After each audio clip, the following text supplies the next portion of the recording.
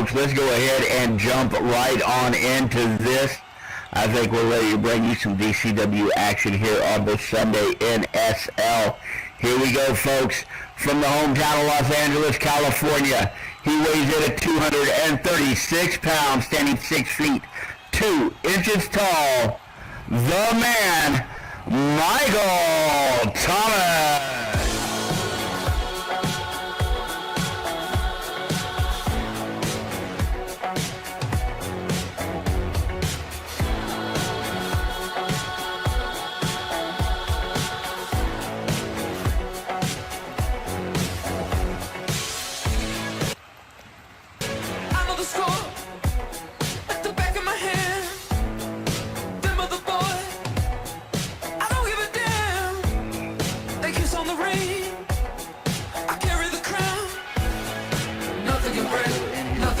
Me down. Look at him. Don't you know what I got a plan. I know the direction, the lay of the land. Out of the spotlight, the back of my hand. Them other boys, I don't give a damn. I'm the man. Come round. Nothing can break, nothing can break me down. I'm the man.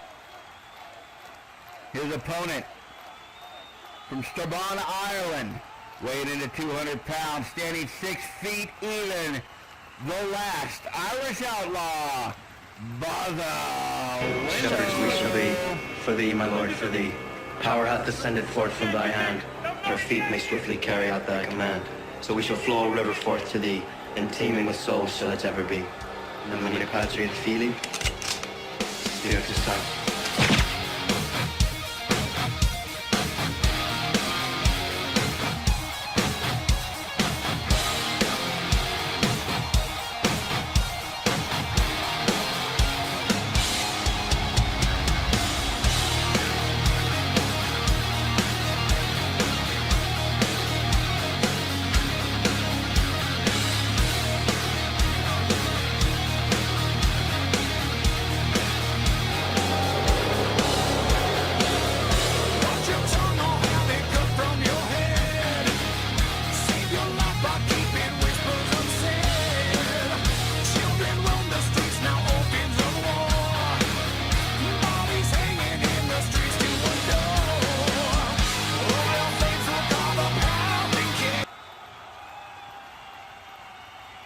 And, of course, coming to the ring with him, his newest tag team partner in the guise of Fernando.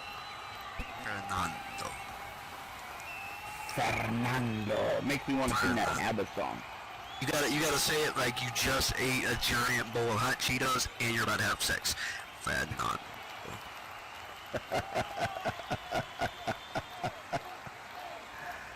Alright, looks like Rail has checked over both of the men. Not a bad part of her job, I don't think. I think she likes that kind of part. Bell is rung, Boz is right to the center. Michael Thomas moving right into the middle of the ring. They lock up immediately, two big pulls, locking horns. Quick move there by Boz and Winlow, taking Michael Thomas down to the mat. And Baza won an opportunity in on a roulette wheel to pick his partner against the DCWF World Heavyweight Champion and a partner of Mythos choosing next week, and he has gone far and wide. I heard the story about this guy, and I wasn't sure I should sign the check, but it made sense. He's gone and found Fernando. And evidently he had to go, like Number said, he went deep looking for this one, and so far, the ladies seem to love Fernando. Baza Winlow kick to the gut. Michael Thomas doubling over. Baza Winlow coming off the ropes. Michael there waiting for him. Big back body drop. Baza up in the air, landing hard on the mat. Well, in Wade's defense, nobody ever claimed Ophelia was a lady. So.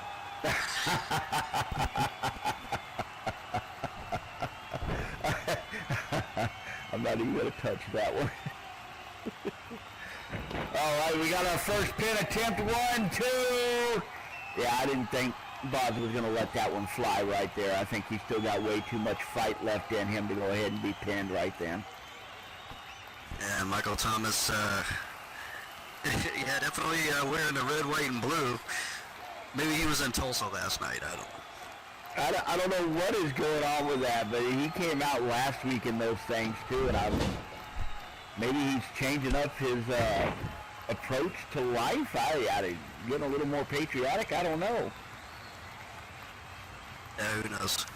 And Michael with that big drop kick to the face, getting some air there, and now off the rope, the lion salt. Bosser in a little bit of trouble. Fernando at ringside. Don't count this guy out. 1, 2. We saw the assault they perpetrated last week on the DCWF World Heavyweight Champion. Oswaldo is just unable to load that giant chip that resides on his shoulder against Mithil Wojcik, and he brought in the big guns to help him out. You know, Casey, I asked Michael about that. That's actually supposed to be the American flag. Somewhere on there is supposed to be a bunch of stars. I asked him why he was wearing the Union Jack. He said that's not what that is. So I don't, maybe Michael Thomas has been hitting the head a few too many times. I'm not sure. Because that definitely looks like the Union Jack to me. We call it his magatites. Michael Thomas going to the inside of the knee there, roll up pin. Here we go. Thomas all about the pins. 1, 2. You know, law of averages says you keep doing the same thing over and over again, eventually you might succeed. And Michael is definitely, what is that, 3 pin attempts already early in this match. I think Michael's looking for a quick win here.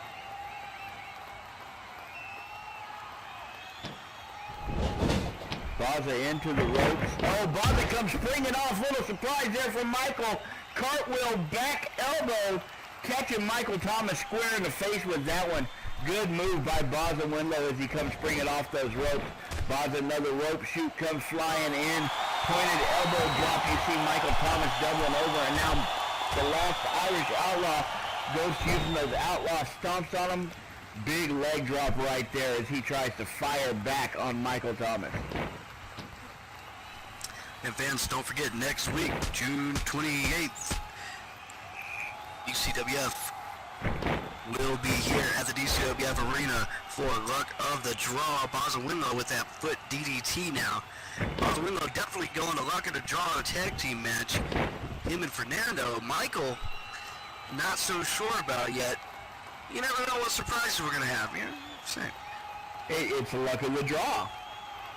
It is Luck of the Draw. You better be there with his magatites on, ready to wrestle, because you just don't know. Baza with those big shoot kicks right into the head of Michael Thomas. Michael dropped to the mat. Pin attempt again. 1, 2. You know Michael's head has to be reeling right now, but he's still got enough sense of awareness to get that shoulder up to keep from losing this match. Baza Windlow trying to take over now, get control of it. Picking up Michael. Michael comes up. A little surprise there. Some Muay Thai kicks. Knees right into the gut there. Michael Thomas sending Baza Windlow into that corner, slamming him up against those turnbuckles. Fernando over there yelling at Baza to finish this. Michael Thomas up on the ropes as he's got Baza pinned into that corner. Referee counting him out of there, wanting him to get out. Michael Thomas up with those big head shots, pulling Baza out. Monkey flip. Baza rolls with it. Nice recovery by Baza as he goes to the other corner. Baza comes charging in as Michael turns around to face him.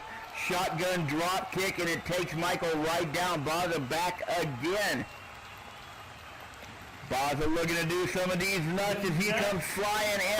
Michael Thomas full to the face. No defense against that as Michael Thomas takes all of Baza right there. I mean, you could laugh at Baza, but those nuts are going to put his kids through college. Evidently. And he lays Thomas out. Michael pulling, Baza pulling Michael back out by the foot. He's got him in the center of the ring.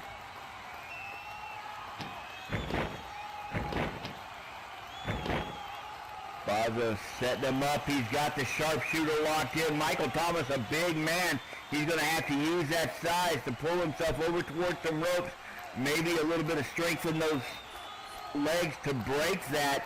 I don't see that happening though. Baza got a good leverage on that one. He's got his ass dug into him really good. He's pulling up on that. Michael Thomas in pain, drags him over to the side. Thomas able to reach over and grab those ropes. Meanwhile, Fernando's right there on the side of the ring. Referee calling for the break. Gets up to a 3 count before Baza finally breaks that hold.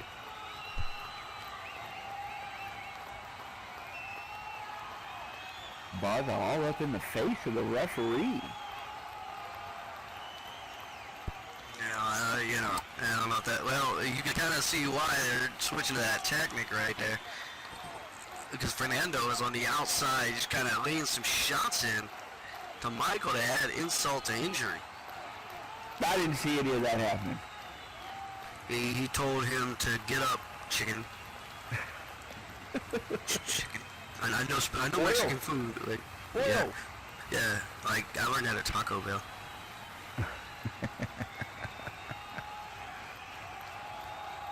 Michael on the outside of the ring right now. Baza finally done jaw-jacking at the referee. Meanwhile, I think Fernando's done what he intended to do. Michael coming back in. Now he's facing off once again against Baza. Baza with that big kick to the gut. Michael doubling over. Oh, Baza! Beautiful Bloody Sunday. Rolls Michael over. 1, 2. No. Well, says Michael had his foot up on the ropes.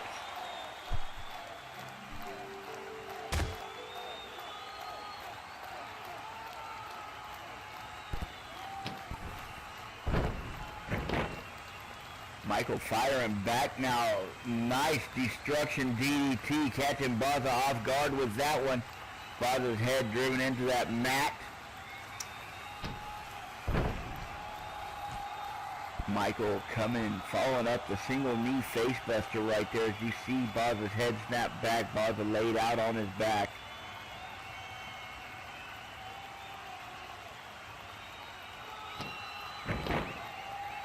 Michael Thomas, another roll-up pin. 1, 2. That's not going to get it this time either. Baza resilient to the end, able to go ahead and get that shoulder up and shrug Michael off there to keep him from getting that win. Michael Thomas back over into the corner. Baza slow to get up.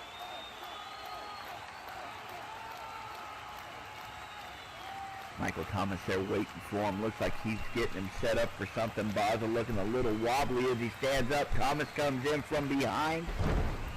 Oh, Thomas with the real deal. He's got him pinned. 1, 2. I don't know how the hell Baza kicked out of that, but he did. And now we've got Fernando up on the apron. Fernando up talking to Rail. Meanwhile, in the center of the ring, Michael Thomas is taking it to Baza. Mamacita referee. Oh shit, Eddie Guerrero. Baza the green mist. Michael unable to see. Baza slapping him. Baza setting him up. Here we go with Stormbreaker. He's got him up.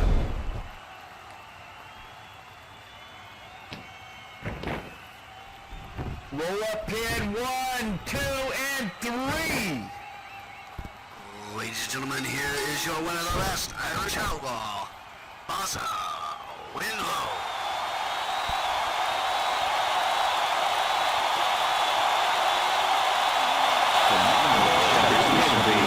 For the power hath descended forth from thy hand, our feet may swiftly carry out thy command.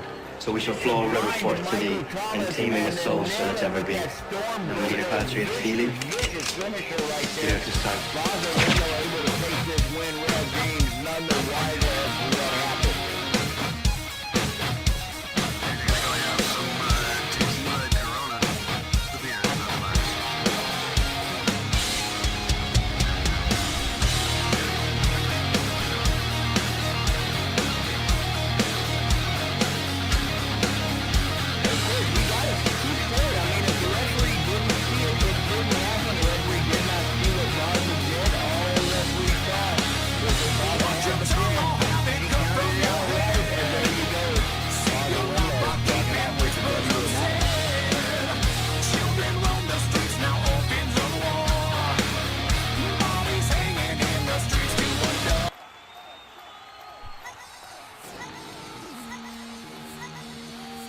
hear all the hugs happening. Samantha Fox, you must be in the crowd.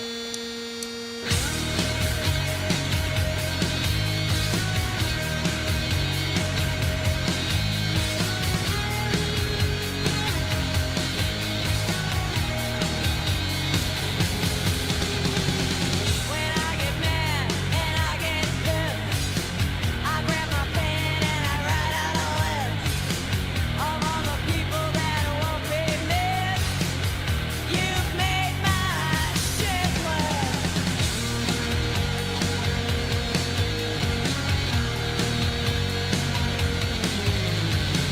For all the ones who bum me out, Okay, for we know all the that ones who lately fill my Joanne head has with recently doubt, been receiving for the all the wrestler, squares including a who match get against me Reagan. pissed. With a match started as Joanne refused to wrestle, Shit work.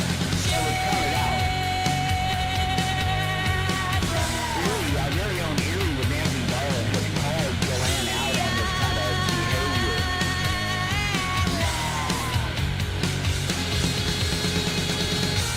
And people are getting kind of tired of it. I don't know that the powers that be are actually taking any action on it, but it seems like they're having a hard time getting Joanne to get in that ring and actually wrestle against the other female.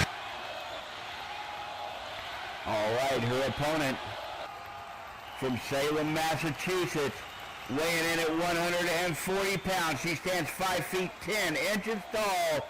The Nightbreed, Regan Blair.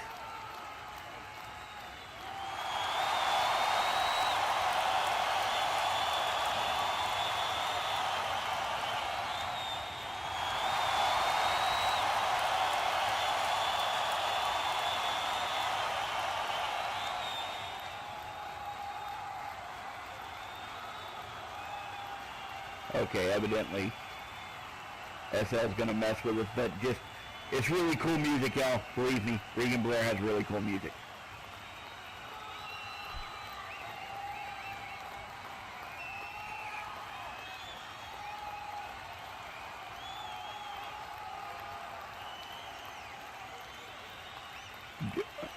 Joanne catching a little guff about last night.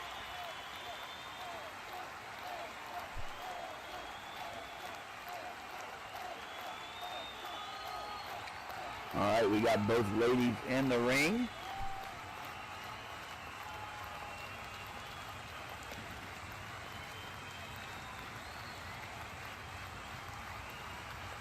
And what do we have coming down?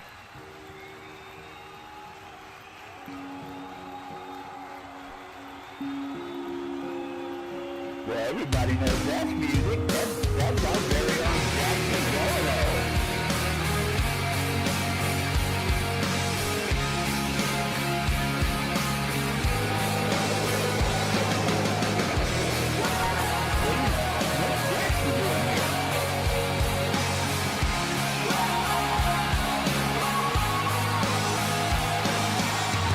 I'm not your ordinary girl. When I first came into this world, I was born that Actually competes tonight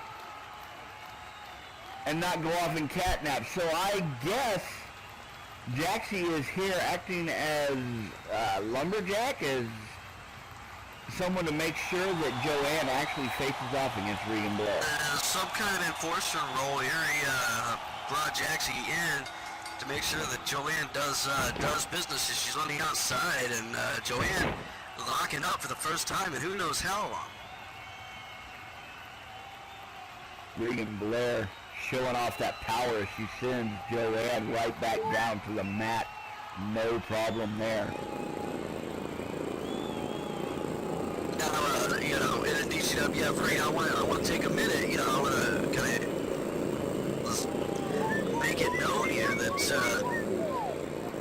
you know, last night WPWF Rebellion took place at the WPWF Arena, one of WPWF's biggest free previews of the year, and Joanne Steele and Kimberly Smith represented DCWF at that event and put on a tremendous match, with Joanne stealing the win from Kim using some concealed brass knuckles, and then Aerie jumped in the ring and teamed up with Brooke to help Brooke even the odds from a handicap 2 versus 1 into a tag team match. And even though Aerie and Brooke fought their hardest and pulled out all the stops, they were not able to win.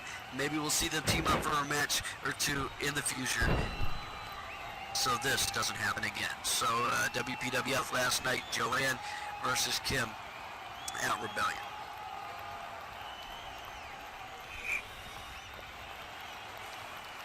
Joanne still looking like she's in a little bit of trouble right now. Regan Blair standing on her throat. You can hear referee Rev James counting there, telling her to get off her throat.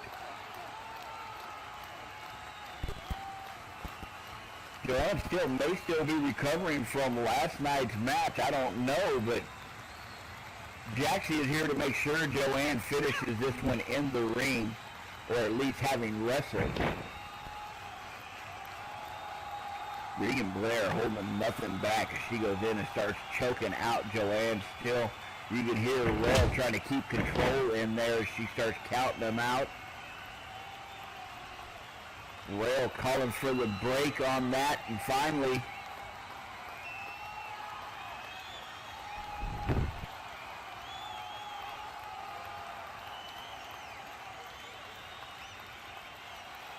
Regan lets go of it, and it looks like Joanne Still is going right after Regan's leg.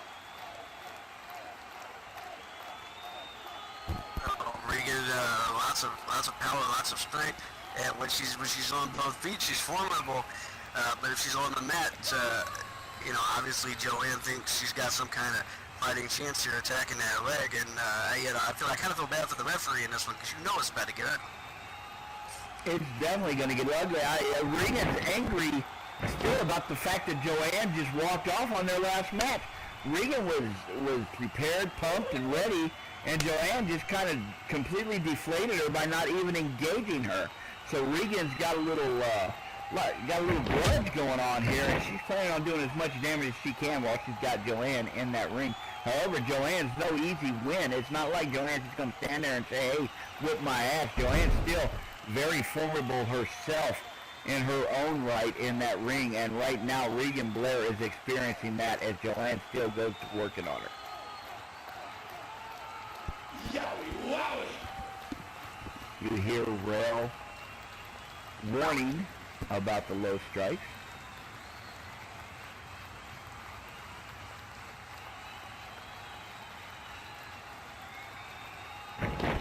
She kind of keeping her mouth shut about some of the dirty play going on in the ring. She's not here to referee. She's not here to determine the rules. She's just here to make sure a fight happens, and thus far she's been successful.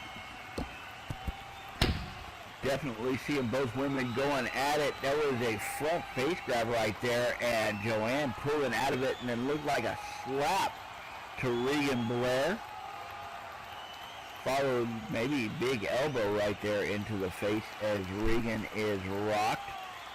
Joanne Still getting right up in her face right now. It doesn't look like Joanne Still is at all intimidated by the size of Regan Blair. Now Regan Blair, big woman now.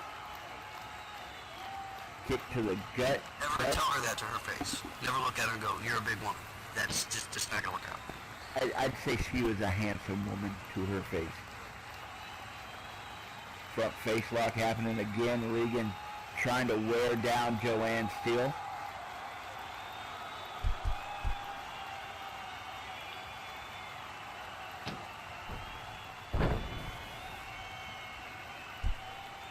Nice headlock takedown there by Regan.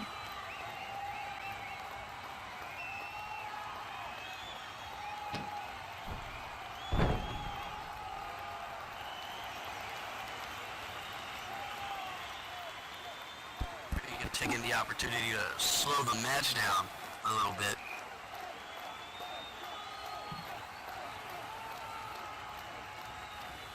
Regan giving herself to let that leg get a little bit of feeling back in it after Joanne worked it over pretty good. Regan's got Joanne down on the mat. She's got her in that side headlock. Maybe a chance for her to catch a little breath right here. let that leg come back to life. Meanwhile, doing a little punishment to Joanne while she's down there.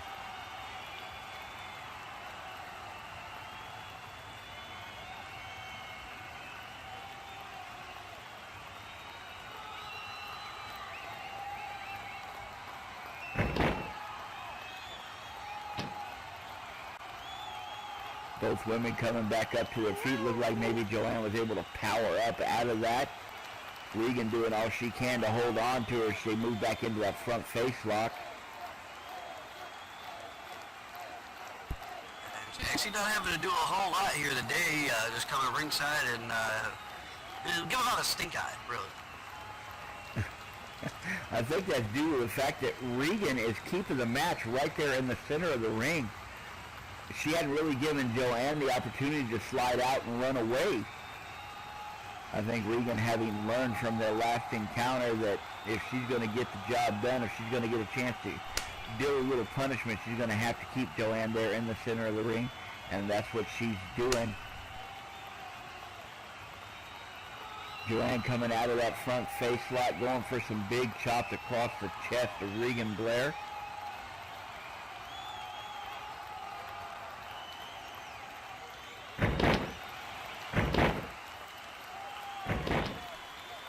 Women locked up one more time, and you can see the size difference there between Regan Blair and Joanne Steele.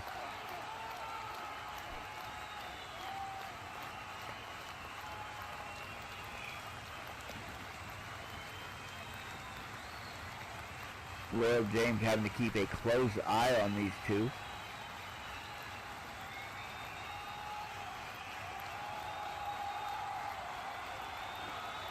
Both women jockeying for position right here. It looks like Regan was able to get the upper hand on this one.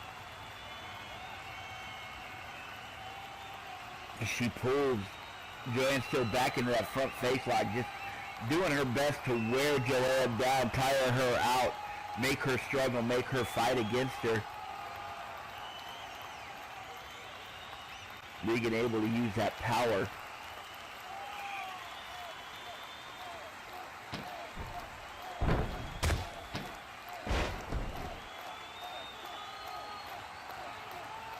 Nice move right there. Regan went for the fisherman suplex. Joanne coming up with the steel stunner. And now Regan going into a swinging neck breaker after she kicks her in the gut. Both women quickly back up. Another kick to the gut. Fisherman suplex. And now Regan looks like she is turning it on as she goes into the vicious stomps right there, stumping her foot down into the gut of Joanne Steele.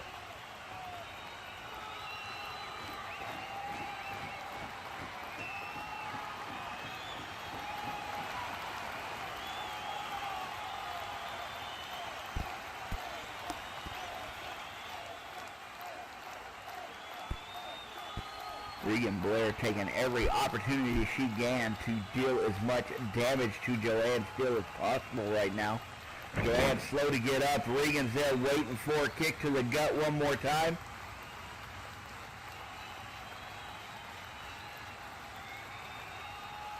Joanne doubling over. And you hear Joanne saying it right there. She's done with this. Joanne moving towards the ropes. This is exactly why Jaxie is out there. Do you see Jaxie right there?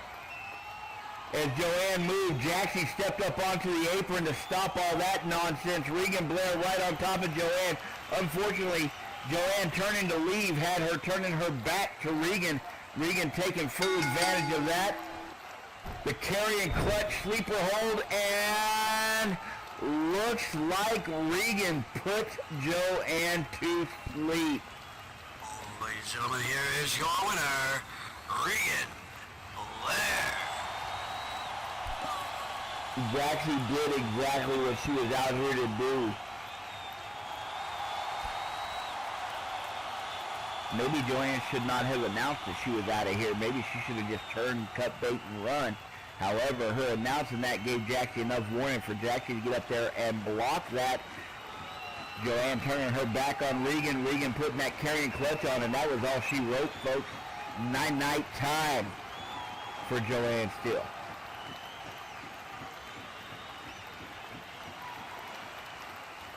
Well, Joanne gets a little, Ring gets a little payback for Joanne dipping out on their match a few weeks ago, and all things being equal,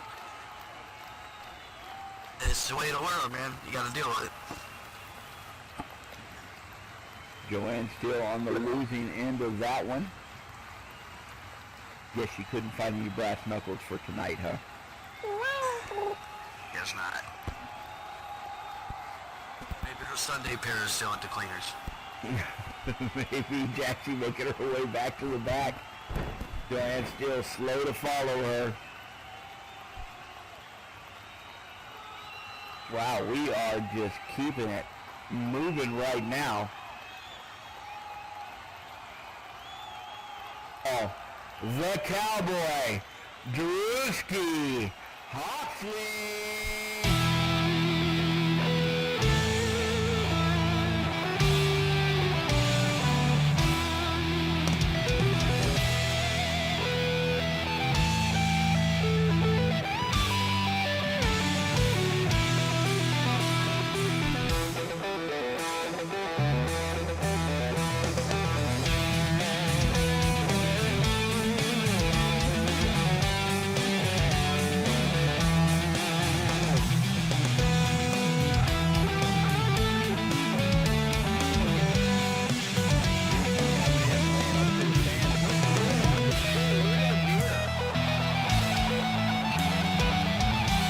What's up, Bridget?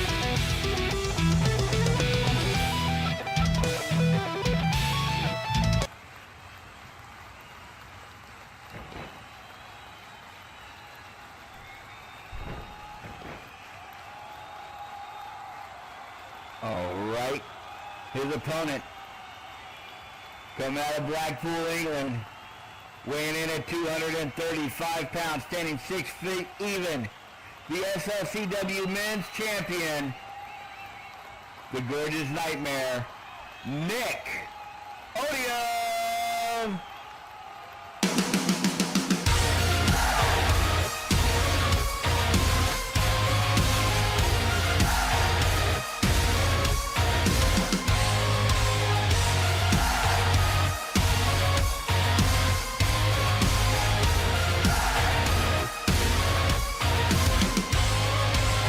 They try to bend and they try to break me by design, but I am the nightmare that will haunt you in the night. If it's what that you want, then I'm ready to play, and the world's gonna know my name. Know my name.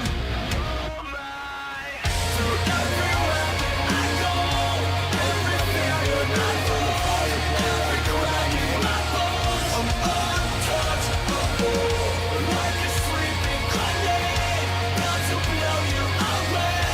Pull the pin, I explode, I'm untouchable.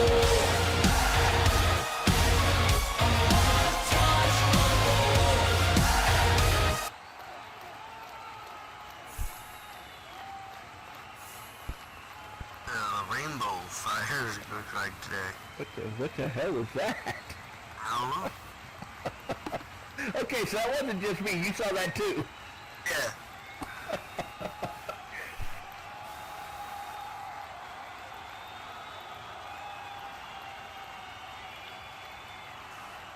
Hell yeah, Rainbow for Pride.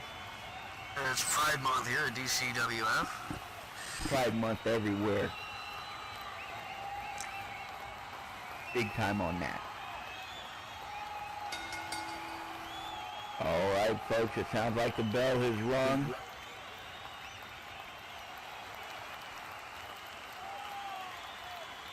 This isn't the first time these two have faced off now, y'all. They are quite well acquainted with each other.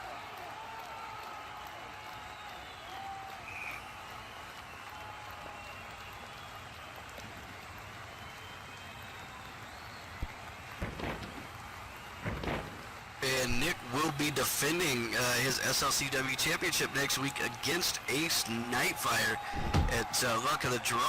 And what better warm-up match for a former DCWF World Heavyweight Champion than a former DCWF World Heavyweight Champion? Now you got the elbows by Drew here, and those uppercuts by Nick. They're trading their best blows in the center of the ring. Nick getting off a bunch of those uppercuts, and he is being answered with Drewski Hawksley's elbows. Drewski sending him into the ropes. Nick coming back up and right back into that big uppercut right there. Drewski into the ropes. Nick waiting for him. Reversal there. Again, Nick into the ropes. The two men just throwing each other around this ring. Beautiful move right there. Big back elbow by Drewski.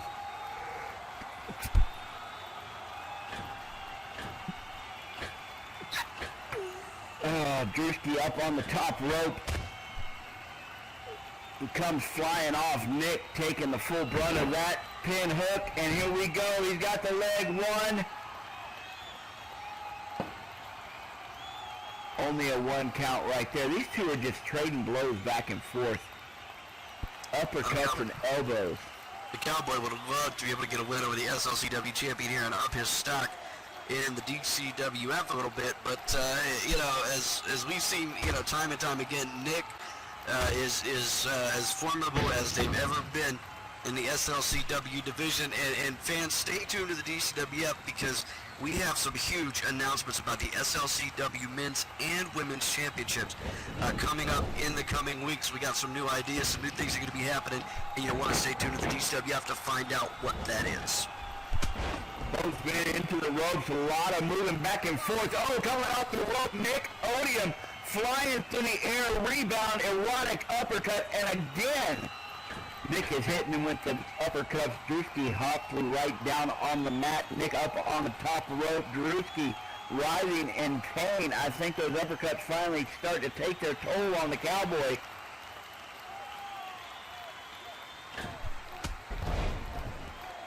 Nick comes flying off. Diving erotic uppercut. These two are just trading that back and forth. 1, 2, and no. Drewski able to get his shoulder up right there just in time before Nick took that match. Drewski in a bit of trouble right now as the SLCW men's champion seems to be having his way with him. Into the corner. Drewski slamming up against those turnbuckles. Nick standing right on top of more uppercuts. He just keeps laying into the Cowboy right now.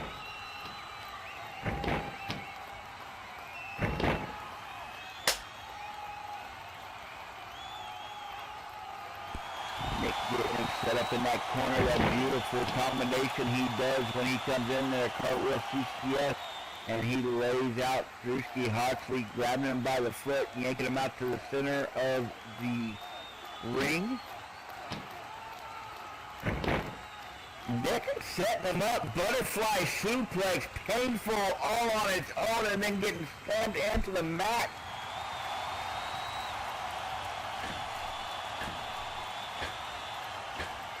Nick going back up to the ropes.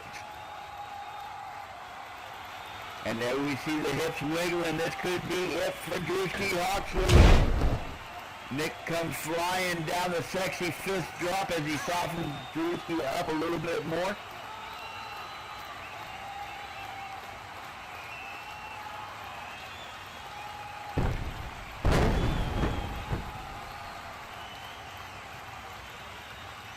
German suplex right there.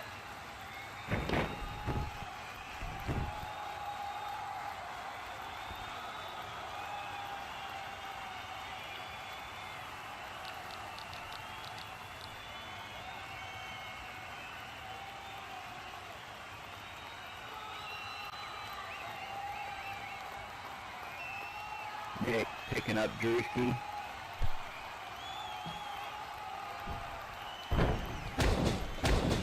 Drewski firing back. Spinebuster, and then a series of elbow strikes that drives Nick back into the corner right there. Setting him up. Big chop across his chest. Drewski backing up.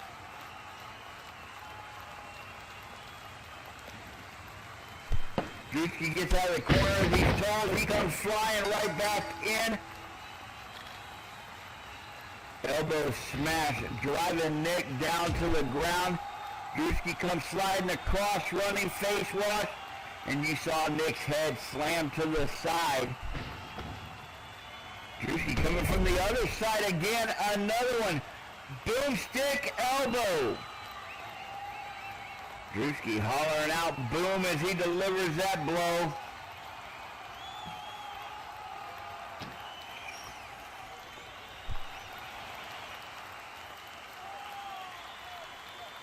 Nick being pulled to the center of the ring.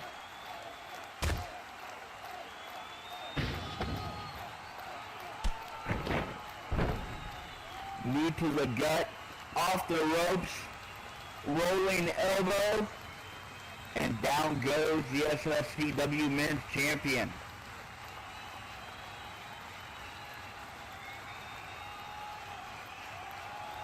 Cowboy! And now you hear it. Drewski calling for the cowboy up. Drewski outside going to that top rope here. He climbs. High-risk maneuver right here, but high payoff if he nails it. He comes flying through the air. The elbow drop. Pin. 1, 2. And no. The Gorgeous Nightmare able to get his shoulder up again.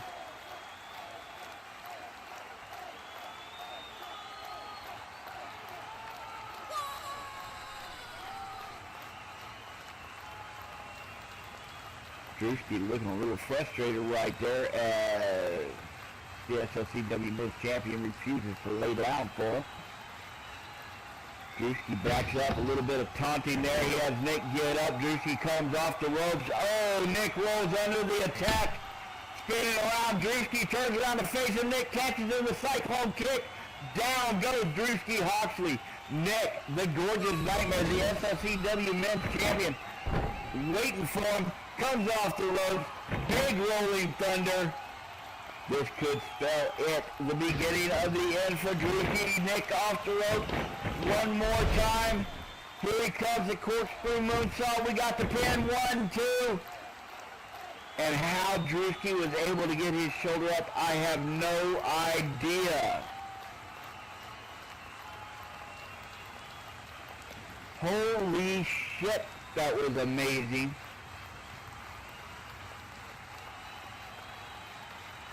When Nick gets going, he's nigh unstoppable. I can't believe Drewski was able to get his shoulder up there. Shows the incredible resiliency of the cowboy. Nick waits for him to get up. Nick comes in, the vicious lariat.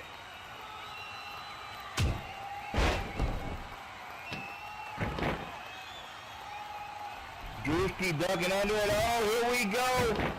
Southern Souvenir, we got a pin, no 2 count.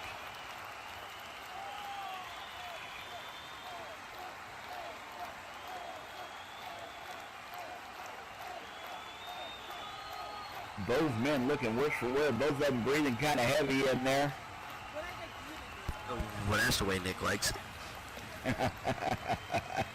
And I was trying not to make this one sound creepy.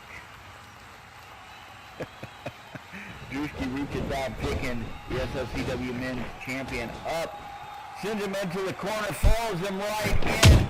Big clothesline. Oh, Drewski moving back to do something else. However, Nick followed him right out of there. Balls to the face right there from Nick, catching Drewski by surprise. And now Drewski in a lot of trouble. The SLCW Men's Champion, he's got him up. Wet dream on L Street, and he nails it. Rolls him up. He's got the pin. Here we go. Ringback victory. 1, 2, 3. And here is your winner, the SLCW Men's Champion, the Gorgeous Nightmare, Nick Odia.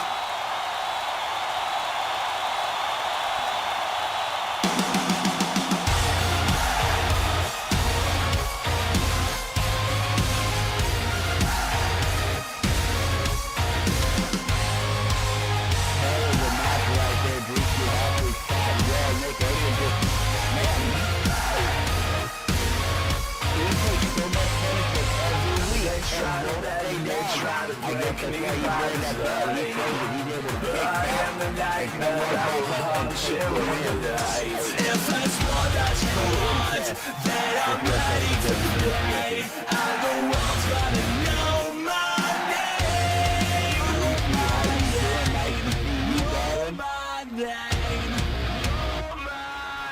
Through everywhere I go, every failure I fall, every crack in my bones, I'm untouchable, like a sleeping grenade, not to blow you away. Pull the pin, I explode, I'm untouchable.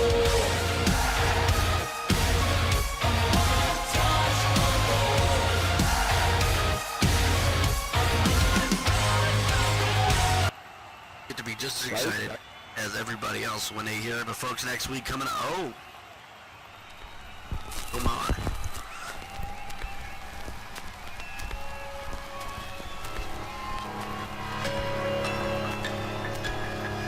Hey, we know that music. Why, Clay, you gonna give me some place to steal? Before you write me off, allow me to introduce you to what you thought you knew, but you found my dark side. Well, let me shed a little light. Your arrogance is vile. Transparent, you can't hide.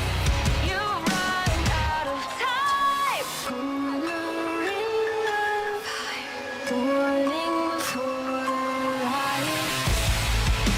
Judging what you think you see, watching you, watching me, blinded in your mind.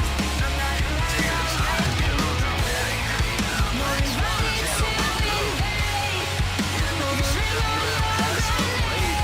invade.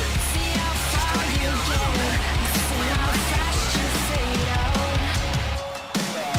She's got a lot of games she's been playing lately. See how fast you fade out.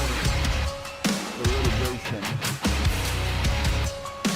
There she is. Here she comes down through the ring. You should sleep with one eye open. I like her song. I just didn't listen to her song. Your ignorance isn't hard to act like I'm broken. Judging what you think you see, watching. What I'd like you to do is apologize instead of being a bitch.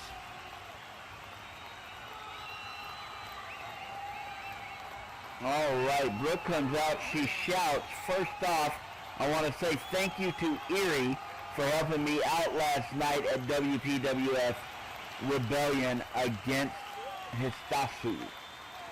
Did I say that name right? I think so. Okay. She continues, but I'm not here to talk about last night. I'm here to talk about last week. Last week I went through hell with my imposter. That's right, the two Black Swans faced off last week. We had a no disqualification match, and I put her through a barbed wire table here at ringside.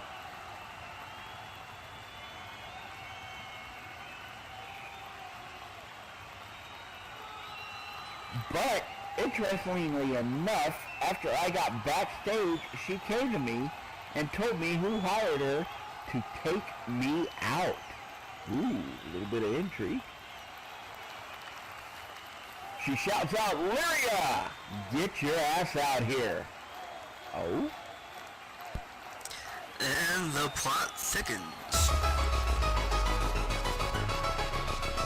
The SLTW Women's Champion, Lyria Druber, coming down now. Being called out by Brooke Owen.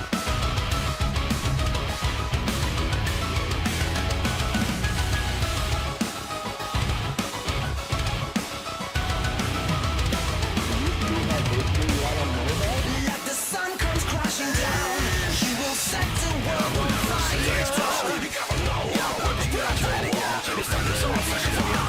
Capability to hide from the predictable desire. Like that, but who knows? The Brooke shouts out, so Lyria, you're SOL. You thought that hiring someone to be me was going to take me out of commission? I admire her for coming out and telling me the truth, but I hope you didn't pay her too much, because she failed. Your little stunt proved a couple of things to me. For one, you're scared of me, and two, I'm taking that title off of you. Now, considering we got a match next week due to your pettiness, I have taken the liberty of announcing the stipulation for next week. And it is... Drum roll, please. None of your business. I'm not the one who runs around with lawyers to get what she wants from the management of the DCWF. So shut your mouth and listen closely to what I have to say. You think you are so good, so powerful, but you are not. The only reason you are having a title match for my championship is because of your antics backstage. You see, Gina and I always had to fight for what's ours. We don't get handouts like you did.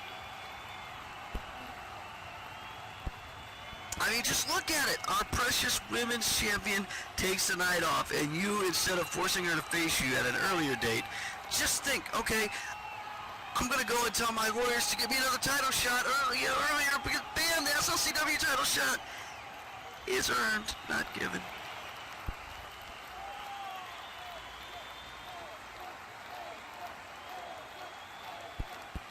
I'm looking forward to see Phelan break your arm. Heck, maybe she'll break both of them. But before that happens, I'll give you 10 minutes of glory.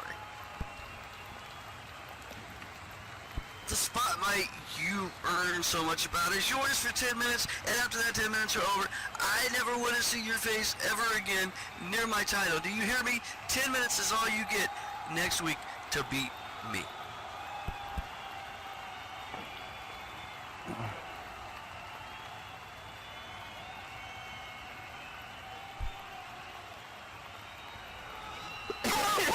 Brooke shouts out, you're on.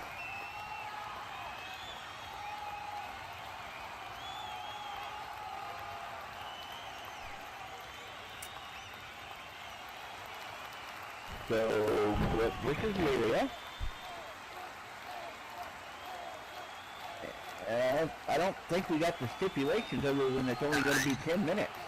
I'm guessing that it's a 10-minute time limit match for the SLCW Women's Championship.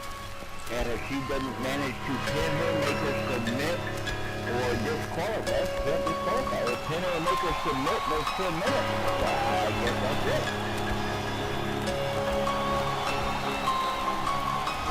Before you write me off. From the hometown, Belfast, Northern Ireland, weighing in at 110 pounds. She stands 5 feet 3 inches tall. Emma Gray.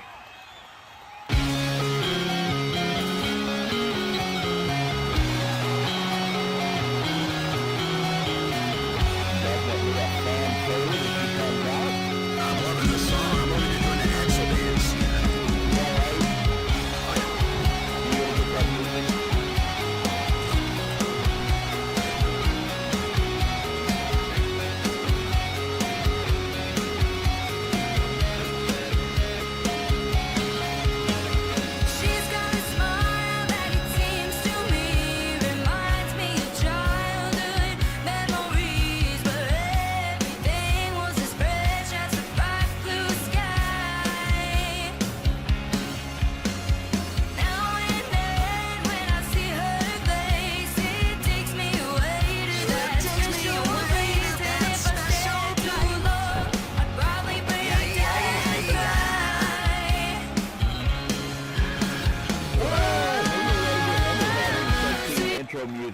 Oh, That's God, pretty no. good numbers. No, not even close. All right, here But I do try. opponent from Coventry, West Midlands, weighing in at 8 stones 9 pounds, standing 5 feet 6 inches tall, classically trained horses, Marcy. You hit me once, I hit you back. You gave a kick, I gave a slap. You smashed a plate over my head, then I set fire to our bed. You hit me once, I hit you back. You gave a kick, I gave a slap. You smashed a plate over my head, then I set fire to our bed. Oh, my black eye casts no shadow. Your red eye sees no blame. Your slaps don't stick, your kicks don't hit, so we remain the same. Blood sticks, sweat drips, break the lock if it don't fit. A kick in the teeth is good for some. A kiss with a fist is better than none. Whoa, a kiss with a fist is better than none. Broke your jaw.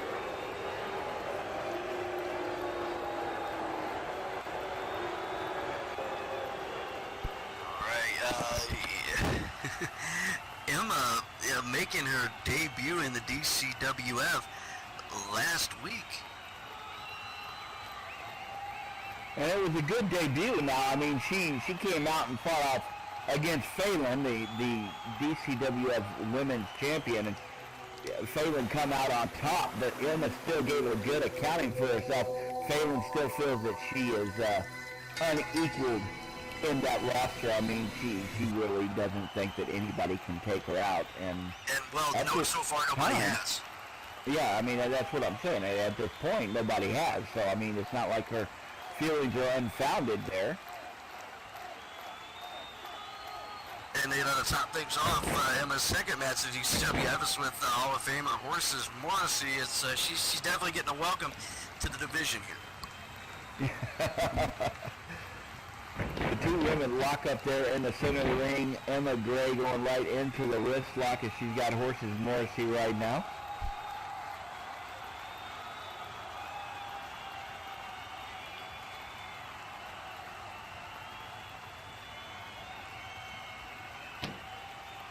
You hear the fans getting in behind Emma Gray. Playing here to start this match off. Wrestling match breaks out in the middle of full tilt. What do you know? As Emma Gray is going after former DCWF Women's Champion, the first DCWF Women's Champion in all of Second Life Wrestling, and so therefore the first Women's Champion in all of SL Wrestling. Coming off the ropes, nice drop kick right there. She takes Horses down to the mat. Horses up against the ropes, calling for a timeout. What? Oh, that's a very Tara Duffield move. There is no timeout in wrestling, and there's no crying in baseball. Emma Gray going right after Horses, ducking and under, right out. Horses knows she's got 10 out there. She's not too worried about it. Emma going right after her though.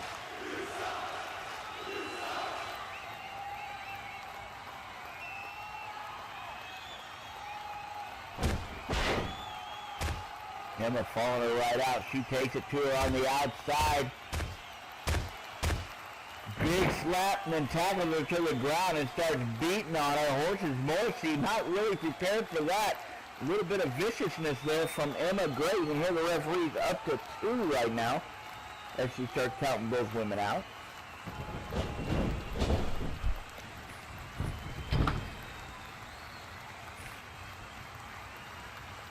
Emma Gray, nice Irish whip right there. She sends Horses careening off into the barricade. Horses slamming up against that metal barricade. Emma stopping to say hello to the fans. Say one of them pussy WWE soft barricade. This is a real barricade.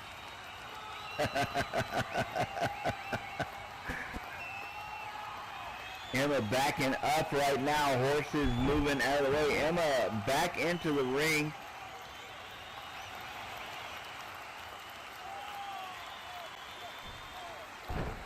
Horse is still collecting her breath. Emma slides right back out, stopping the count, restarting it.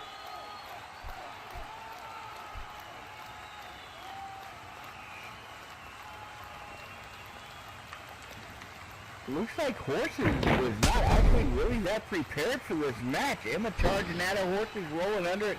Horses back into the ring. Either that or she's just messing with Emma Gray, which, given it's Horses, I can see that being the case.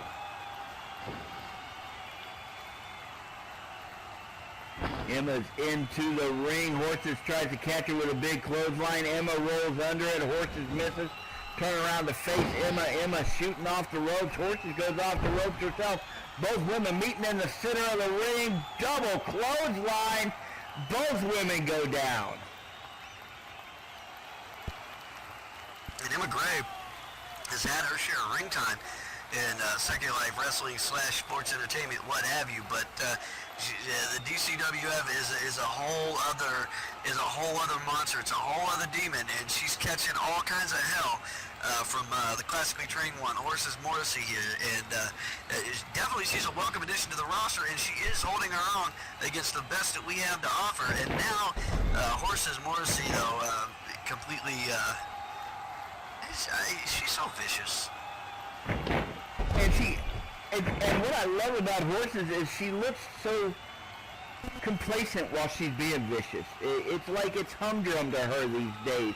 She'll come out, do something devastatingly vicious, and act like nothing happened. She is so relaxed in the ring. She has been doing this so long. Horses Morrissey is at home in that ring, and it's amazing to watch the way she moves around it. No, I mean, you could really say that she kind of set the tone and invented, women's wrestling in Second Life, and she's nowhere near hit her peak.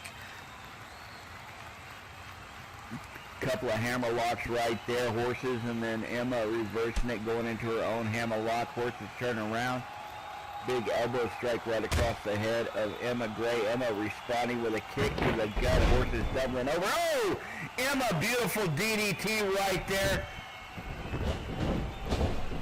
Emma rolls her over. We got a 1, 2. Horses not quite ready to give up just yet.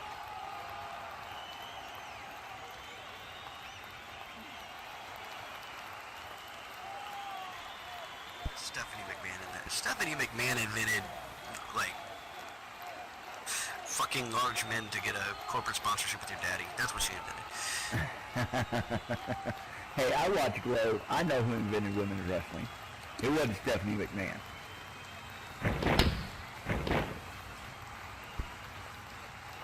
Horses Morrissey, the recipient of a nice kick to the head right there from Emma Gray as Emma comes up firing. Horses reeling. She's grabbing her head. Looks like that took a little bit out of her. Emma Gray reaching over, pulling her up to her knees. Your Horses and wrestle her match. If you start trying to wrestle Horses match, she's gonna get you every time. She's so clever. She's so ring aware. She's so skilled in what she does that you have to throw her off balance, and you cannot come into Horses' world. You're gonna lose every time. Horses slammed up against those turnbuckles. Emma going off to the opposite corner.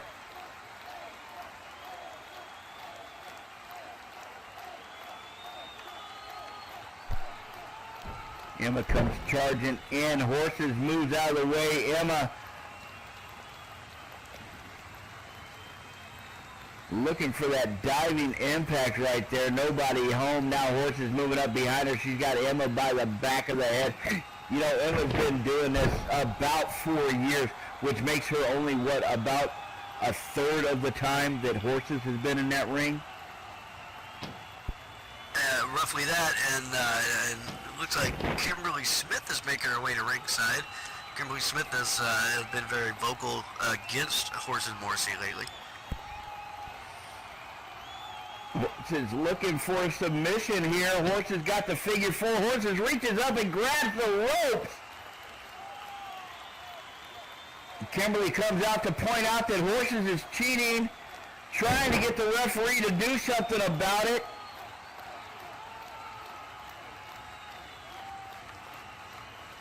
Samantha still calling for her to let go of the ropes, break the hold.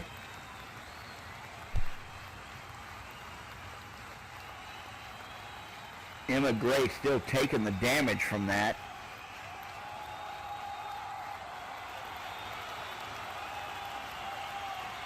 Looks like Kimberly Smith is over there jaw-jacking at Horses. Horses talking back to her. Yeah, they're donating weddings too. They're like, fuck off! I ain't got that.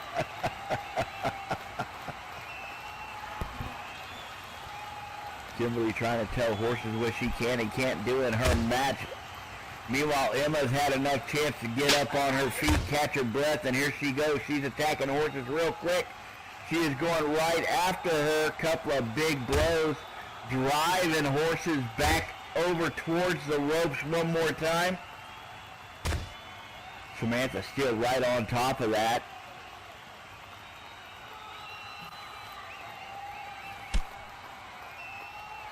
Emma Gray elbow, European uppercut, driving Horses down. Emma Gray backing up. She's coming off those ropes. Horses kind of hanging on the ropes, getting a little bit of help of standing there. Here comes Emma, comes charging across. Big clothesline, sending Horses over the top rope. Horses quick to recover though. Horses on the outside, landing on her feet, and now making her way around. Kimberly Smith on the other side of that ring. Horses, she's either got to go in and mess with Emma, or she's got to stay out and mess with Kim. I don't know yet. Tough choice. Looks like she's up on the apron, and maybe Emma's thinking about helping her come back in. No, Emma backs off. Horses comes through the two ropes right there, getting right up in Emma's face. And Horses grabs a hold of Emma. The ketamine. She drops Emma, and now Horses is going for the pin. 1, 2, 3. And here is your winner, Horses Morrissey. Meanwhile, everybody but the referee saw Horses' feet up on the rope. Saw Horses' feet anchoring her there and giving her a little bit of extra leverage to keep Emma Gray down. Meanwhile, Kimberly's out here screaming at Samantha about not seeing that.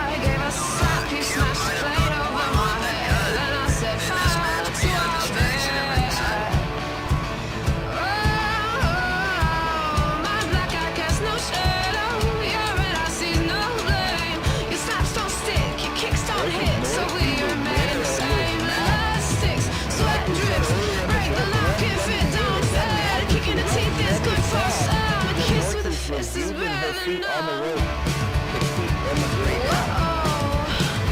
A kiss with a fist is better than none. I broke your jaw once before. I spilled your blood upon the floor. You broke my leg in return. Okay, Kimberly shouts out, "Okay, Horses, what was it you wanted me for?" Kim, I'm glad you're here. We need to sort out a match stipulation for Luck of the Draw. Get in here. That's right, Kimberly and Horses facing off at Luck at the Draw.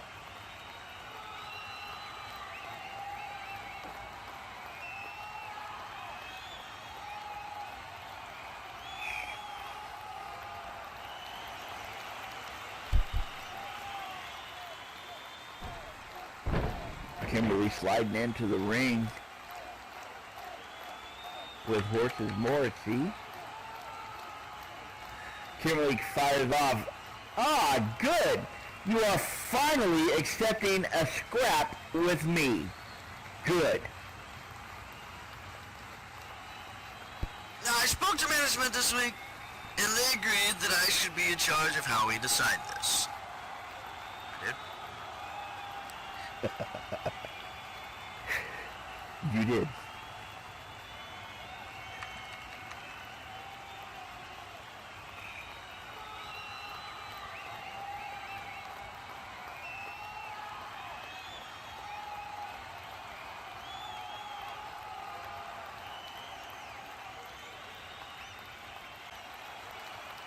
I've been known to take a nap or two. All right, Kimberly shouts back, "Oh, really now? I doubt the governor said that somehow, but him, okay, then what are you wanting now? Don't rabbit too long, please, and yes, I was doing promotional work today." I don't know what the hell is going on in that ring. Since the show is all about luck, I spoke to a friend in Blackpool who has lent me their bingo machine since his arcade is currently closed down.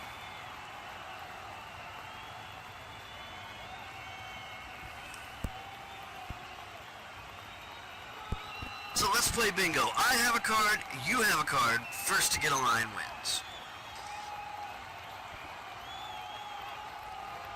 Okay, that seems fair enough. Kimberly comes back with hints why I am wearing a Team GB tracksuit, and yes, I know how bingo works. Okay then.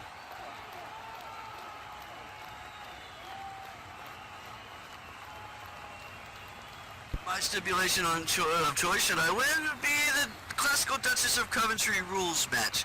The full rules of which are available in my book, Horses on Horses.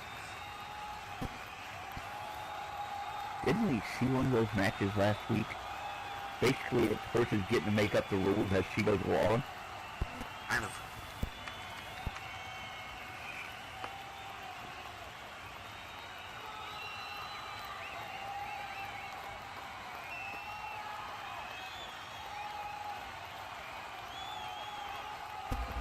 Tom Smith, is that really that Yeah. that's alright, Kimberly comes back with, "You know what I want? I want you in a fair scrap. I told you already, underground rules match. So let's stop waffling and get on with this." So basically, we either have the Duchess of Coventry rules, or the underground rules. Let bingo commence. Here we go.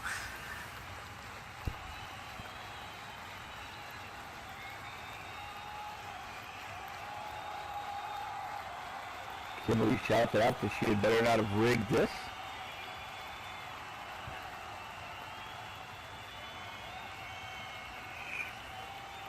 The first roll is a 40, and, well, Horses have a 40 on her card.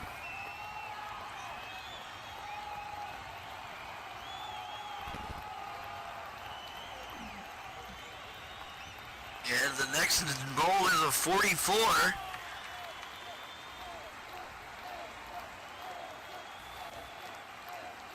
Something ain't smelling right here.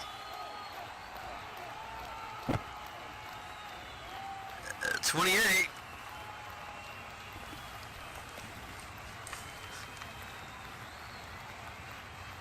Kimberly's feeling there's something a little fishy about this. I can't say I disagree with the numbers.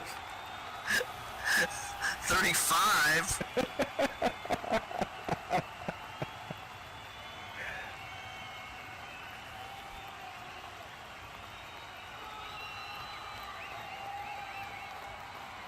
I'm laying odds on a 22. Horses got 4 out of 5. I'm laying odds on a 22. Yeah, well, yeah.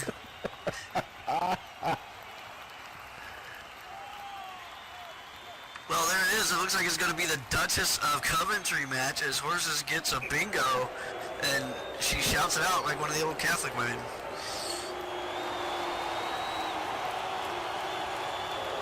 Now I need to take Horses over to an Indian casino then and get her into the bingo room.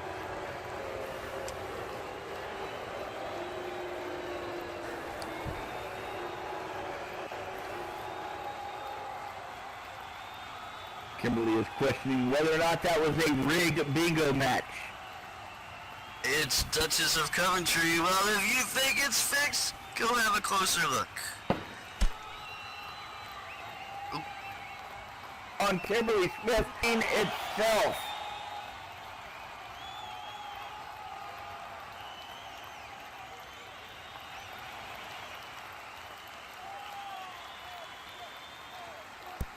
Well, Horses wins that one 5-0 on the bingo. She'll get her Duchess of Coventry rules next week.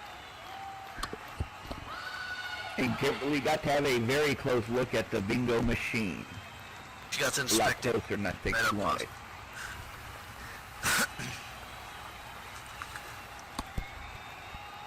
Well, ladies and gentlemen, there we go. The next match that we know of, luck of the draw, Horses versus Kimberly, Duchess of Coventry rules.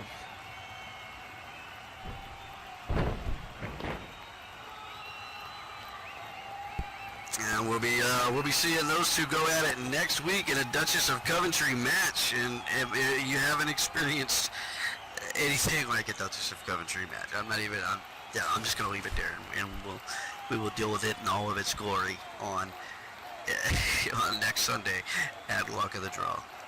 We got a little taste of it last week, Numbers, while you were gone. And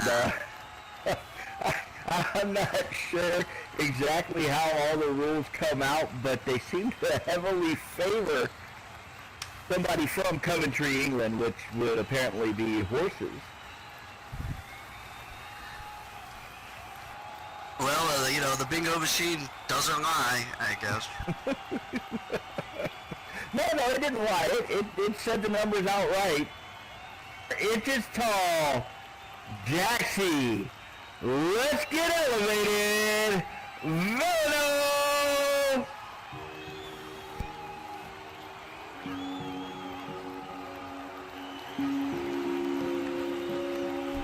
We saw her just a little bit earlier playing the fourth here.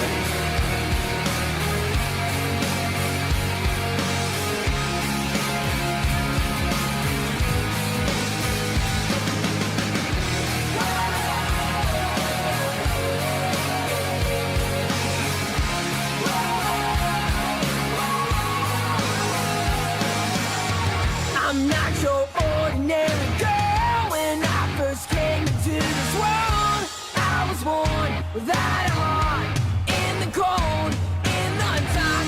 Don't think there's a right solution. People like me are the pollution. Mix the dirty with the clean. Lost my way in the between. Maybe I'm a little too obsessive. I know you think I'm a manic depressive. No, there's nothing I don't regret. All right, her opponent for this match from Hollywood, California. She stands 5 feet 6 inches tall, weighing in 120 pounds. Your queen, the queen, Gina Rose.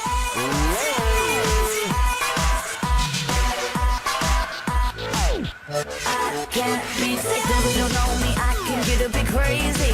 Have to get my way up 24 hours a day. Africa everywhere just gives me mad attention. Like I'm under inspection, I always get some 10 cause I'm built like that. I go through guys like money flying out the hands. They try to change me but they realize they can't. And every tomorrow is a day I never planned. You're gonna be my man, understand. I can't be safe, I can't be safe, I can't be late, I can't be safe, I can't be safe, I can't be safe, I can't be safe. All right, Gina Rose accompanied by Lyria Gruber, her BFF.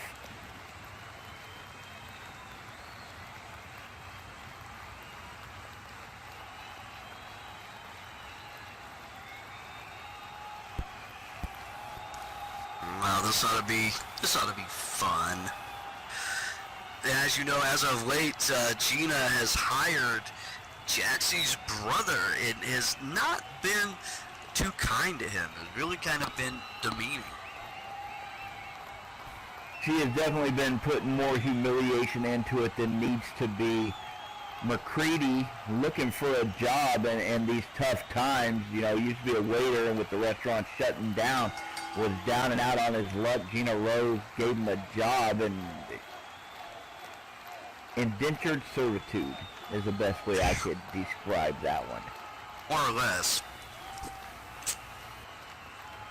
Gina Rose, Jaxie Villano facing off in the center of the ring. Of course, Gina is still not happy about the fact that Jaxie got that contract instead of her. Right off the bat, Gina goes to slapping Jaxie. Jaxie has enough of that, tackles her down, starts slamming into a beautiful move right there by Jaxie. She's up off the rope. Here she comes in. Nice knee drop right there. Jaxie over to the ropes one more time. You know, when she starts getting moving like this, it's hard to catch her. Another knee drop. Softening Gina up. Jaxie gets her up, and now she's got her. Looks like she's got the abdominal stretch put in. Looking for a submission move right here. Samantha still right on top of it as Jaxie stretches out that back.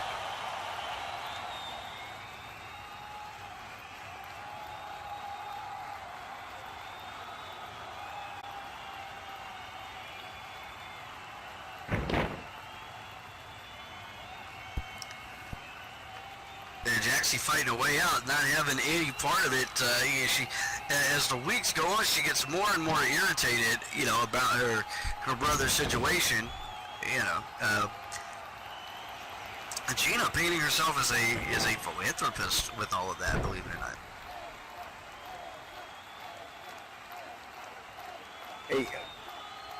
I can't disagree with that. There's a broad range of philanthropy there. Gina claims to be doing charity work in the guise of hiring McCready. Nice long He's blow got right his there by family he's Gina. got to take care of. He's got his bills he's got to pay. You know, it's not unreasonable that you know, in these tough times you'll take whatever job comes your way. You know, I remember back in the housing bubble of 2008, I was a male stripper. You know, I had to pay the rent.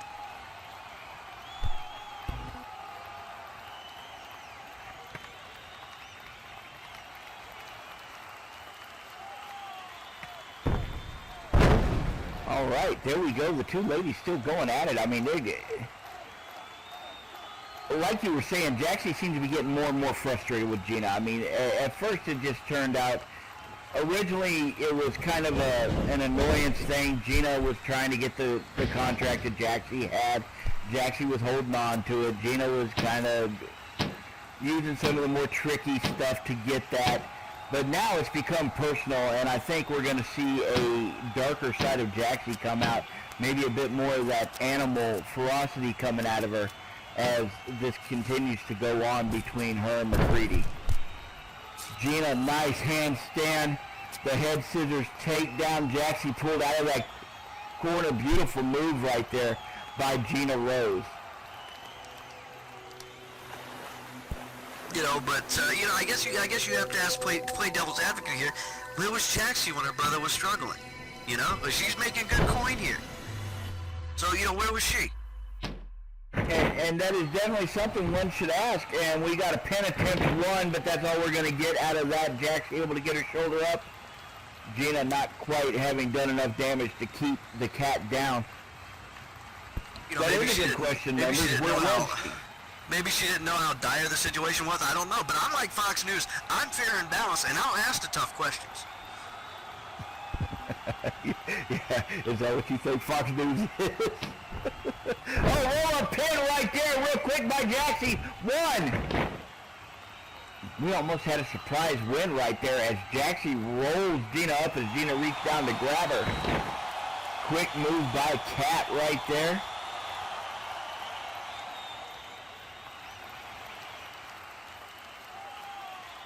Lyria claiming that Jaxie pulled on Gina's bodysuit, but I don't think you could tug on that much. I mean,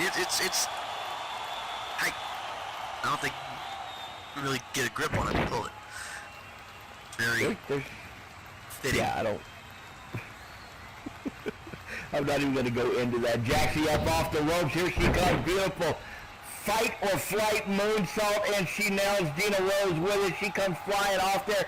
Crossbody right into Gina Rose. Gina Rose goes down. Jaxie trying to swing the momentum of this match.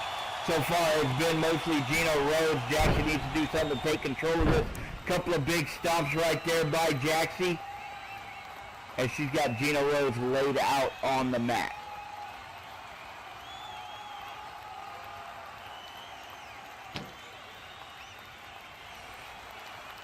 Jaxie once again moving into her. She's got the finisher, the Bizou.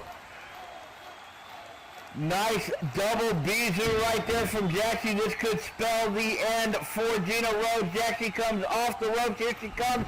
The pounce pin. 1, 2. Only a 2 count right there. I can't believe that. Only a 2 count. Gina able to escape it. Nice drop toe hold right there as Jaxie went to pick her up. Jaxie's face slammed into the mat. Gina Rose quick up on her feet.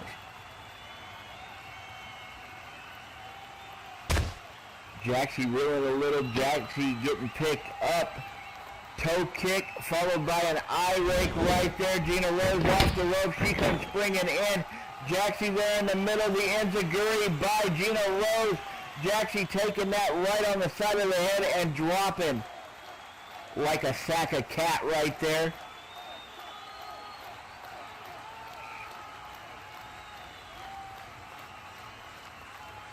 Gina claiming that she's itchy, that she's getting fleas from Jaxie. Gina slides out. Girl, she'll be fine. Slides out of the ring. Jaxie's slow to get up. She's right there in the center of the ring. Oh, Jaxie comes right out after a big move right there. Looked like a suicide dive over the top rope as Jaxie comes out after Gina Rose.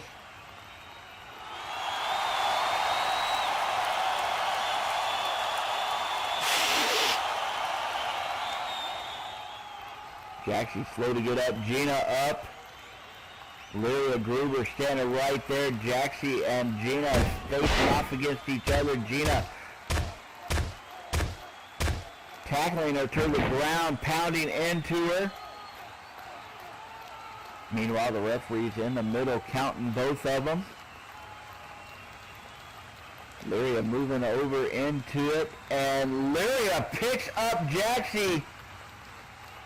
Lyria grabbing a hold of Jaxie. She's got her trapped. Jaxie's got nowhere to go.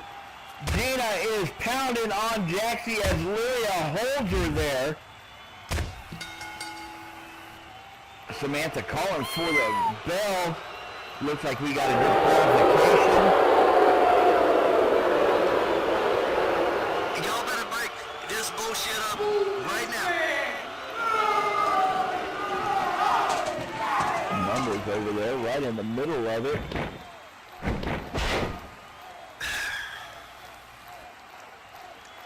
You know, DCWF, luck of the draw, 1 week away. Everything is random. We've done craps, we've done bingo, we've done slots, we've done cards, we've rolled the dice, and we have spun the wheel, but you have forgotten about the wildest card of them all in the DCWF. You have forgotten about the great equalizer, the thing that makes everything random and wonderful here, and that is Numbers, the Bull Rossini, the greatest wrestling mind in all of Second Night Professional Wrestling, and I am exercising my wild card control right now, because if there's one thing that just chaps the hairs on my hairy Italian ass, it's you two going at it back and forth. So here's the deal.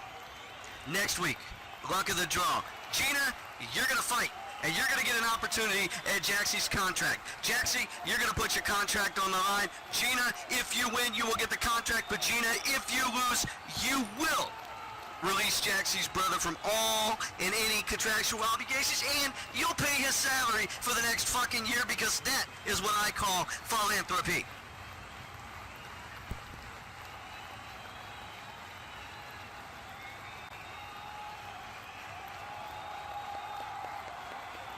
Ooh. Numbers Rossini coming out and laying it flat out on the line. The two women are going to be facing off with the stipulations Number has just stated.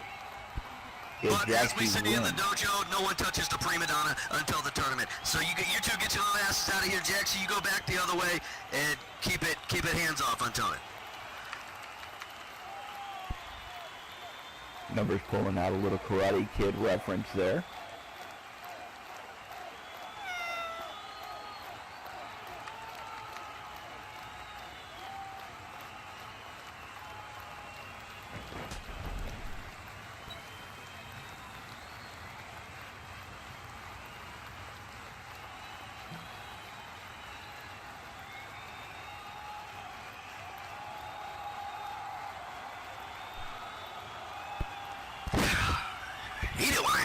down.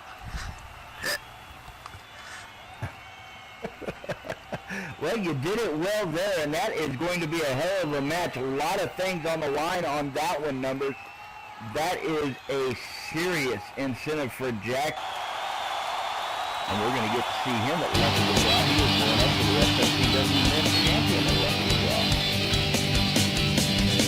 Bright light city, gonna set my soul on fire. Got a whole lot of money that's ready to burn. No capital stakes are higher. There's 1,000 frail men waiting out there. They're all living like devil may care. I'm just a devil with love to spare. And Viva Las Vegas, Viva Las Vegas. Oh, I wish that there were more than 24 hours a day. 'Cause even His opponent from Swansea, Wales, 198 pounds. He stands 6 feet even.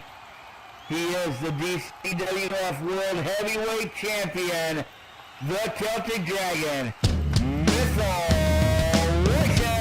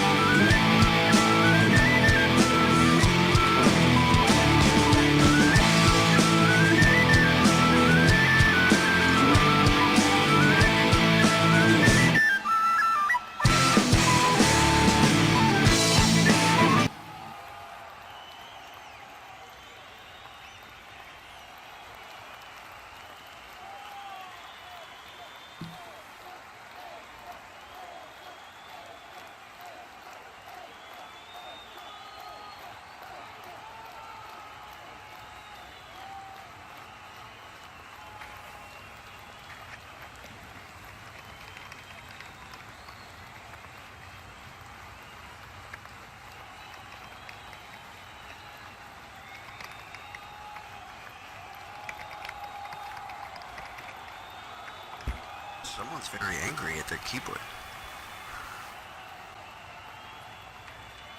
We'll go with that. We'll go with that. That works. All right, the bell is rung. We have the SLCW Men's Champion. I'm sorry, the DCWF World Men's Champion in Missile Wojciech going up against the SLCW hopeful in the Gambler, Ace Nightfire.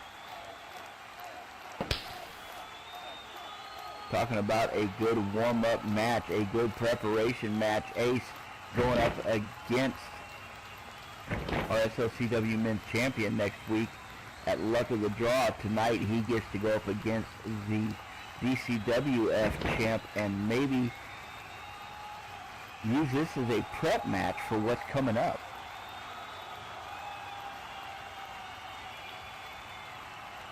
Yeah, well, hell, we still have yet to find out who Mithil Wojciech is going to choose as his partner for Luck of the Draw. And Ace Nightfire, could definitely cut his teeth on the DCWF World Heavyweight Champion here. Ace beat him before. He's the man he won his first World Heavyweight Championship off of. So he cut his teeth on here, maybe walk out of here next week, SLCW champ. We see right now Ace using that big size, using that power as he's sending the Celtic Dragon into the rope, bringing him back off, picking him back up.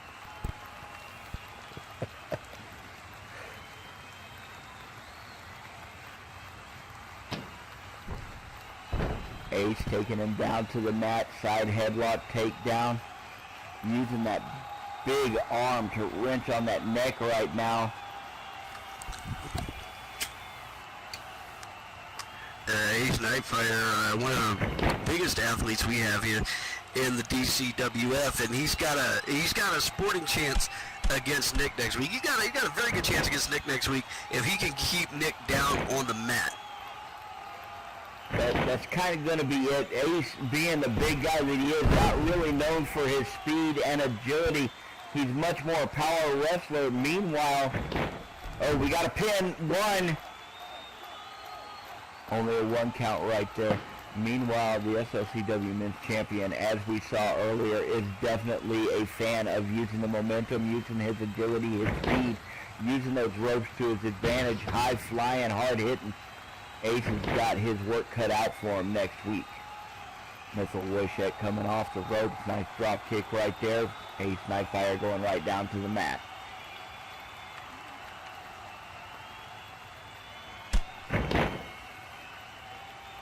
Missile picking him up. Ace shoving him back.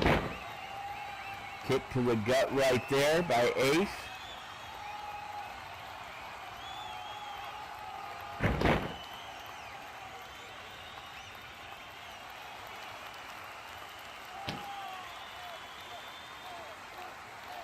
Ace gets him up. The vertical suplex, and there we go. He falls. That is a long way to come down there for the Celtic Dragon as Ace hits him with that vertical suplex. But the Wojciech found himself in a little bit of trouble last week with Baza and Fernando, and I'm sure he's still weighing that in his mind and still recovering from it a little bit here as Ace Nightfire is just kind of working him slow and working him steady here. Slow and steady wins the race. At least that's what the turtle story that my parents used to tell me. This is about a rabbit and a turtle. Tortoise and a hare, whatever you want to call them. I'm not even sure what the difference is between a turtle and a tortoise. Tortoise is in the water, a turtle is on land. Ah. What the fuck was a tortoise doing racing a rabbit? That's the point. Ace stomping on Missile Wojciech, those big size 16 feet, just driving down into the guts. We got a pin attempt, one. Only a 1 count there. Ace using his size as he's beating up on the Celtic Dragon. Missile Wojciech's going to have to figure something out, try to get Ace off his feet, take him down to the mat, and use his quickness. And the suspense mounts each and every hour, each and every minute that passes, and we have no idea who Mithil is going to choose as his partner. What I can say is, as of right now, my phone has not rung. And can he carry it out right up until the moment of the match? Here we go, big abdominal stretch. Look at the size of Ace as he drives that thigh into the back of Missile Wojciech and bends him across it.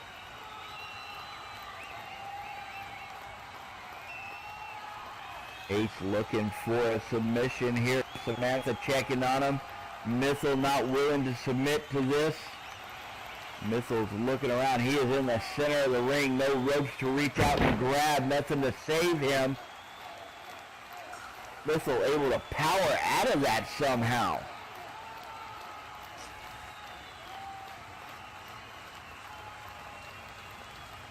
Missile out of that hole, but you can see that took its toll on him. Missile up, couple of big chops right across the chest of Ace. Missile using a bit of that speed right there. Saw the leg come up.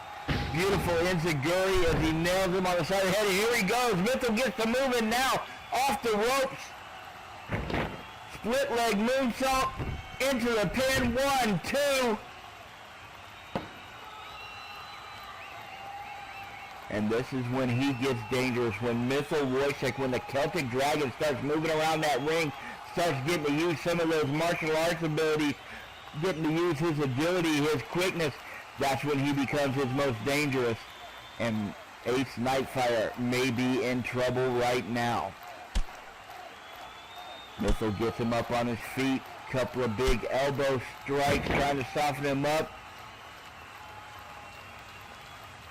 No, Goes into the tie clinch. we couldn't get CM Punk, but however, I have been in conversation with AM Drunk, and it looks like he might show up.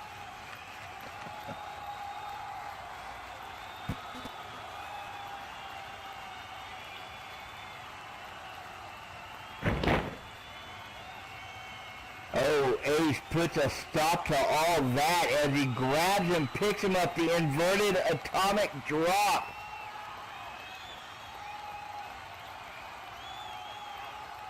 Ace showing another big power move right there. Missile off the ropes, here comes Ace. Ace there waiting for him, clothesline, down goes Missile. That is a big tree trunk of an arm as he just drops Missile to his back right there with those clotheslines. Now he pulls him in, swinging neck breaker, down goes Missile one more time. Ace Nightfire, the momentum swinging, he goes in for the pin, 1, 2, leg is hooked, but no. Referee saying we only got a 2 count on that one.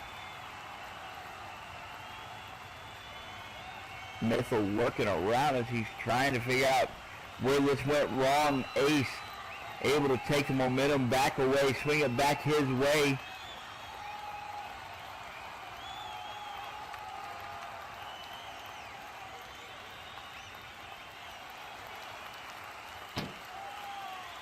Ace picking Missile up. That big forearm slammed across the chest of Missile Wojtek.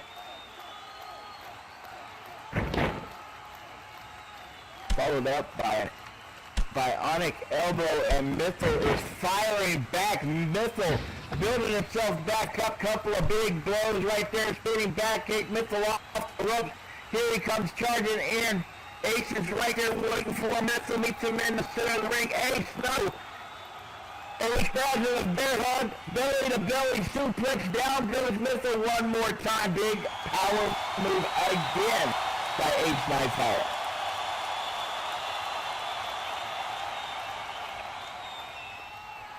Definitely a good prep match for Ace's match next week. Missile pushing Ace back. Missile coming up the high knee.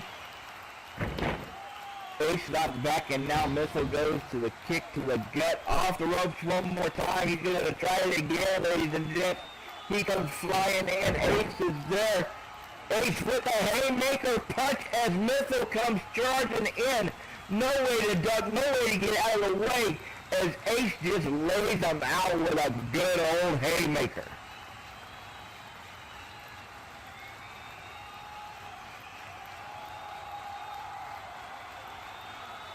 I've been hit with a haymaker a time or two myself. That is not fun.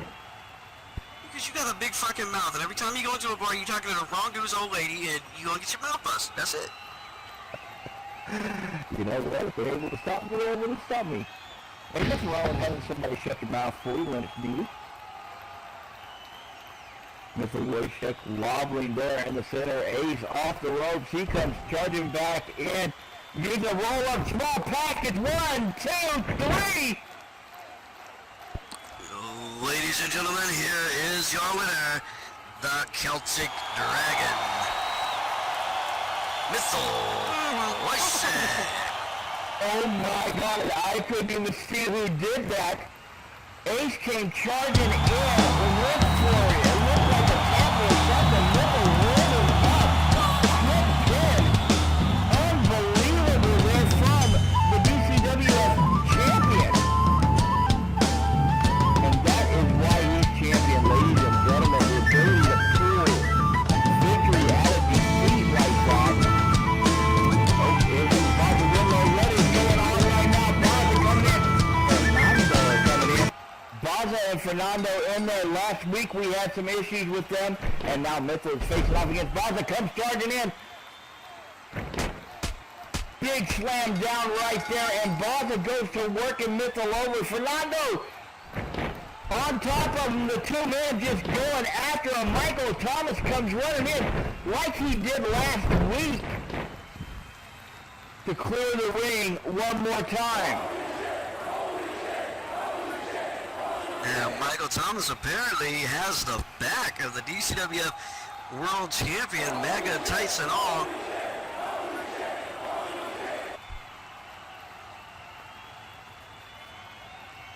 Last week, Michael Thomas came out to help Mithil as well, but Michael said it didn't have anything to do with Mithil. He was pissed off at those two interrupting his match.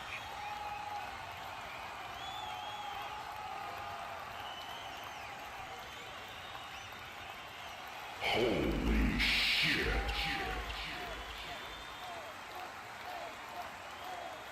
Michael and Boz are having a few words right there.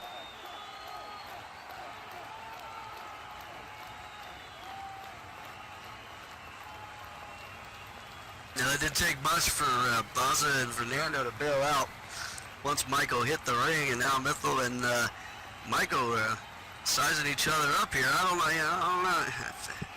DCWF, man, what do you want? Yeah, it's luck of the draw. What do you want?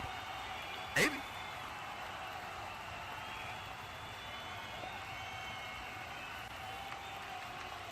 Mithil and Michael talking right there. Good words exchanged between them. Michael making his way to the back. Mithil coming over here. Looks like he's got something to say to you, Numbers. People always got something to say to me.